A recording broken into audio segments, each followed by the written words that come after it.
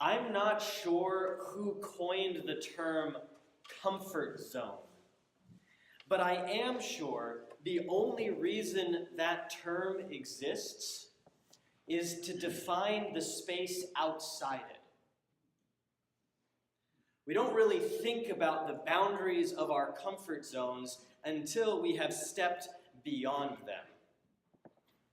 We realize that we are feeling uncomfortable, exposed, inadequate. In the moment of that realization, we have exactly two choices. We can scurry back to the safety and predictability of the comfort zone, or we can remain outside it and discover how God might be calling us to expand that zone.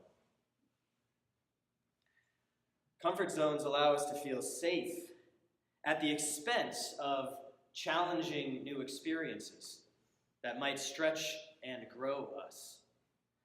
Such stretching is inherently uncomfortable because humans like you and me, we tend to shy away from activities we aren't too good at. You know this image. Boys at the middle school dance tend to add their structural support to the integrity of the gymnasium rather than venture out onto the dance floor. Folks who don't have the best singing voices, well, they often lament the fact that they are tone deaf, which I can't say it. Statistically, that's the word I'm looking for. This is statistically very unlikely. I've never been a strong swimmer, so I keep to the shallows, or more often to the shore. The shore is my comfort zone. I don't particularly want to feel inadequate, so I don't step into the water. Our inadequacies define us just as much as our strengths do. But while strengths define us positively, like an artist drawing shape on a canvas, inadequacies fill up the negative space around those shapes. But God, I think, sees our inadequacies from a different perspective than we do. To us, our inadequacy is an impediment, a signal that we've left the comfort zone behind. To God, our inadequacy is an opportunity for God to display God's glory. This morning's lesson from Hebrew Scriptures demonstrates this perspective. Jeremiah's feelings of inadequacy prompt him to attempt to dissuade God from calling him to be a prophet. But God has no inclination to heed Jeremiah's argument. Rather, God seems to call Jeremiah specifically because of the boy's feeling of inadequacy, not in spite of it. Notice how God answers Jeremiah's single piece of dialogue in the whole passage. After God informs Jeremiah that God has appointed him to be a prophet to the nations, Jeremiah says, "Ah, Lord God, truly I do not know how to speak, for I am only a boy." Actually, the translators add the only bit. In Hebrew, Jeremiah says, "I am a boy." God hears these words and keys in on the second half. "Do not say, 'I am a boy,'" God says. "Your youth doesn't matter because I am with you to deliver you. You can't help being your age. If I wanted someone older, I'd call someone else." But no similar assurance addresses Jeremiah's inadequacy in speaking. God never tries to assure Jeremiah by saying, "Do not say, 'I do not know how to speak.'" Rather, God uses Jeremiah's discomfort at speaking as an opportunity to put God's own words in Jeremiah's mouth. God sees room for growth in Jeremiah, and God fills that room with God's own word. God stands outside Jeremiah's comfort zone and beckons the young prophet to meet God there. For his part, Jeremiah knows he is an inadequate speaker, but when he points this out to God, his argument backfires. What Jeremiah doesn't realize is that God picks him precisely because of his inadequacy. And this is a pattern throughout the Hebrew Scriptures. Moses has a speech impediment, but God still calls him to stand up before Pharaoh.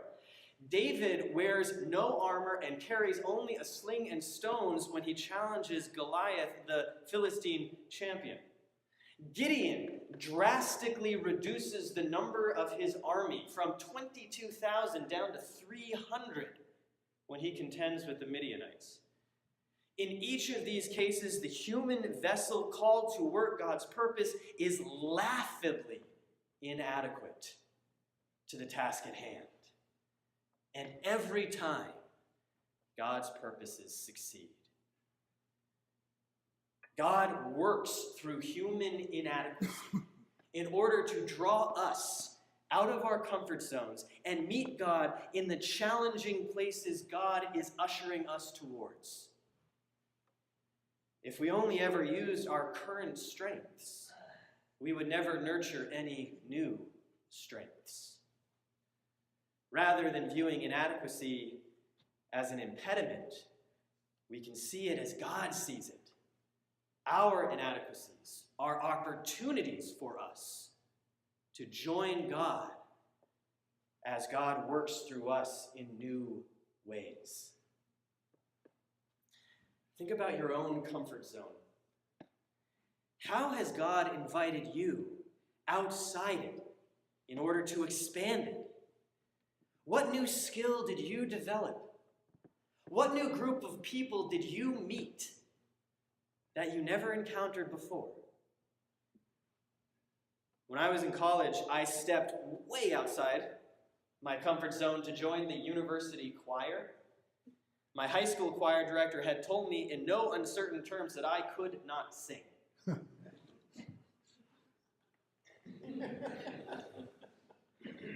But something urged me on in college despite intense feelings of inadequacy. And being in that choir for 4 years not only taught me how to sing, it also directly led me to my call to priesthood. More recently, God has been expanding my comfort zone again by inviting me to step way outside it again. For the last 2 years, I have been reading and reflecting on the evil of white supremacy and the hard work of dismantling racism.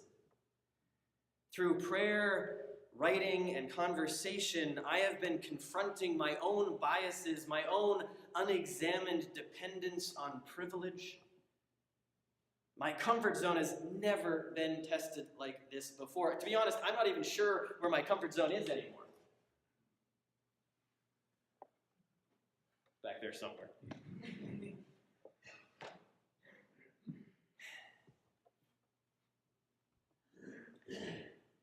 But I know that even though I feel completely inadequate in the task of helping dismantle racism, God keeps calling me to move forward in this work. God keeps showing up in conversation and personal discovery, and God keeps teaching me new words, new concepts, new points of view, just like God teaches the boy Jeremiah when he opens himself to God's movement. Perhaps you are testing the borders of your comfort zone with similar work. In whatever case, in whatever way God might be calling you to expand your comfort zone, remember that inadequacy is not a reason to stay put. Inadequacy is the precise reason to move forward. Ask God how God might work through your inadequacy. And perhaps God might respond with something like this. Do not worry that you don't know how to speak. I do. I've been speaking creation into existence since time began. Borrow my speech and soon it will become yours. Do not worry that you can't turn down a fight. I did. My son went to the cross to show that violence does not have to beget violence. Borrow my courage and soon it will become yours. Do not worry that you can't sustain a relationship. I can.